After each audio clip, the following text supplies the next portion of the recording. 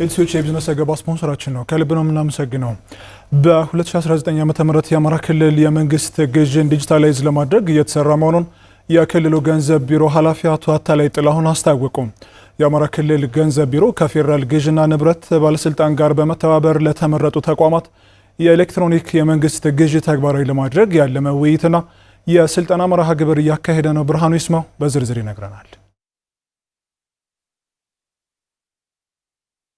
የአማራ ክልል ገንዘብ ቢሮ በ2019 በጀት ዓመት የኤሌክትሮኒክ የመንግስት የግዥ ስርዓትን ተግባራዊ እንደሚያደርግ ነው ያስታወቀው። ቢሮው ከፌዴራል ግዥና ንብረት ባለስልጣን ጋር በመተባበር በክልሉ ለሚገኙ 10 ተቋማት የኤሌክትሮኒክ የግዥ ስርዓት ስልጠና እየሰጠ ይገኛል። የአማራ ክልል ገንዘብ ቢሮ ኃላፊ አቶ አታላይ ጥላሁን በ2019 በጀት ዓመት የኤሌክትሮኒክ ግዥ ስርዓትን ተግባራዊ ለማድረግ የሚያስችሉ ተግባራት መከናወናቸውን አስታውቀዋል።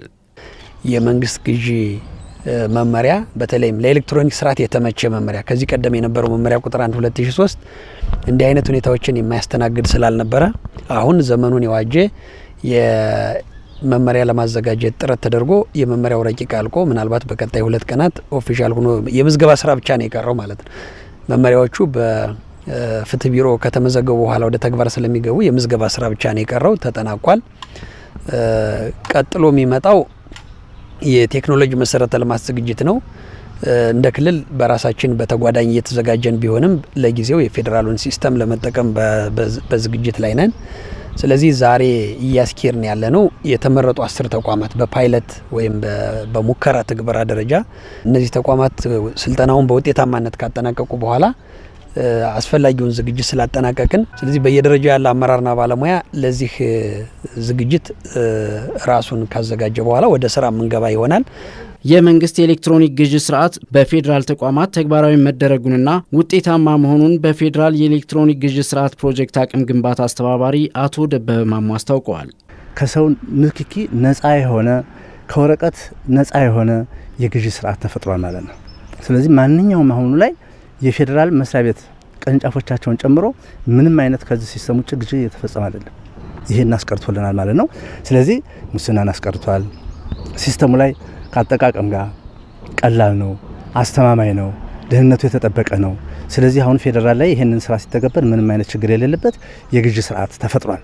የዲጂታል ግዥ ስርዓት ዘርፈ ብዙ ጠቀሜታ ሊያስገኝላቸው እንደሚችል በአማራ ክልል በተለያዩ ተቋማት የሚያገለግሉ ሰራተኞችና የስልጠናው ተሳታፊዎች አስታውቀዋል። አሁን ዳታ ኤጂፒ በሚባለው አሁን በምንሰለጥነው ስልጠና ብንሰለጥን ሞር የተሻለ ነው ሚለውን እንቀበላለን። ለምን ከብዙ ነገሮች ይርቃል። ስራን ጊዜን ለመቆጠብ ከነጋዴ ጋር በምንገናኝበት በሲስተም መሆኑ ከብዙ ነገር ከአድሏዊነት ብዙ ነገሮችን የጸዳ ነው ብለን እንቀበላለን ማለት ነው። ከግዥ ዙሪያ ጋር በተያያዘ የምናወጣቸው ወጪዎችን ጊዜያችንን ጉልበታችንን የሚቆጥብ ነው። የወረቀት ወጪዎችን የሚያስቀር ነው። ስለዚህ የተንዛዛ አሰራርን በማስቀረት በመሰረቱ የመንግስትን ስራ በከፍተኛ ሁኔታ ያቀላጥፋል ተብሎ ነው የሚታሰብ። የአማራ ክልል ገንዘብ ቢሮ በ2019 በጀት ዓመት በተመረጡ ተቋማት የኤሌክትሮኒክ የግዥ ስርዓትን ተግባራዊ እንደሚያደርግ ነው ያስታወቀው። በ2018 በጀት ዓመት ህብረት ስራ ማህበራትና ዩኒዮኖች ከ1.8 ቢሊዮን ብር በላይ ከተዘዋዋሪ ብድርና በራሳቸው አቅም ሀብት መሰብሰባቸውን የክልሉ ህብረት ስራ ኮሚሽን አስታወቀ። የገንዘብ ቁጠባ ህብረት ስራ ማህበራትና ዩኒዮኖችም ወደ 7.6 ቢሊዮን ብር መቆጠብ መቻላቸውን ኮሚሽኑ ገልጿል። በቀለት ሾመ በዝርዝር ይነግረናል። ህብረት ስራ ማህበራት የኢኮኖሚ አቅማቸውን ለማጠናከር ብሎም የኑሮ ውድነትን ጫና ለመቀነስ የገንዘብ አቅማቸውን ማሳደግ አለባቸው። ሀብት ከሚያገኙበት መንገድ አንዱ ደግሞ በየደረጃው ካሉ የመንግስት መዋቅር የሚያገኙት የተዘዋዋሪ ብድር ነው። በ2018 በጀት ዓመት ህብረት ስራ ማህበራት 1.3 ቢሊዮን ብር ከተዘዋዋሪ ብድር ገንዘብ ለማግኘት አቅደው መሰብሰብ የቻሉት ከ800 ሚሊዮን ብር በላይ መሆኑን የአማራ ክልል ህብረት ስራ ኮሚሽን ኮሚሽነር ጌትነት አማረ ገልጸዋል። ይህ በራሳቸው አቅም ከሰበሰቡት ከ1 ቢሊዮን ብር በላይ ጋር ተዳምሮ በጥቅሉ ከ1.8 ቢሊዮን ብር በላይ ሀብት መሰብሰባቸውንም ጠቅሰዋል። ባለፈው አመት በአጠቃላይ የኛ መጀመሪያ የነበረ ነገር ወደ 1.3 ቢሊዮን አካባቢ በከተማ አስተዳደሮችም በገጠር ወረዳዎችም ተሰግዥ የተጠቀሙበት ነው። 1 ቢሊዮን 30 ሚሊዮን ብር ከሁለገቦችም ከሸማቾችም በራሳቸው አቅም የባለፈው የተጠቀሙበት በድምር ይሄ አጠቃላይ በዚህ በተዘዋዋሪው ሲደመር በራሳቸው አቅም ወደ ለገበያ ማረጋጋት ለግብርና ምርቱ ለኢንዱስትሪ ምርት ውጤቶችም የተጠቀሙበት 1.88 ቢሊዮን አካባቢ ነው። ከባለፉት ዓመታት በጣም የተሻለ ነው።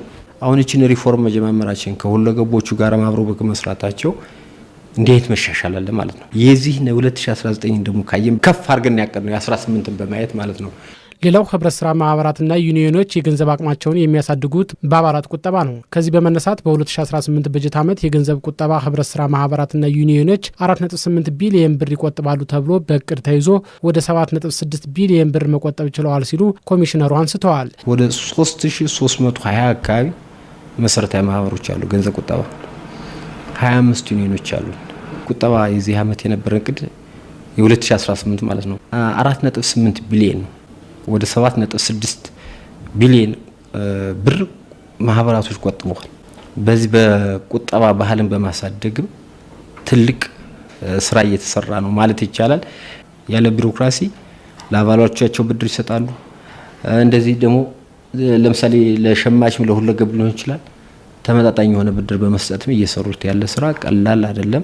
ህብረት ስራ ማህበራት በተዘዋዋሪ ብድርም ሆነ በቁጠባ ያገኙትን ገንዘብ በተገቢው መንገድ ስራ ላይ ስለማዋላቸው ቁጥጥር ተደርጓል ብለዋል ኮሚሽነር ጌትነት። የክትትልና ቁጥጥር ስርዓቱን በቴክኖሎጂ ለማስደገፍም ጅምር ስራዎች መኖራቸውን አንስተዋል። ገበያ ለማረጋጋት ከሆነ በአግባቡ እየተጠቀሙ ነው አይደለም።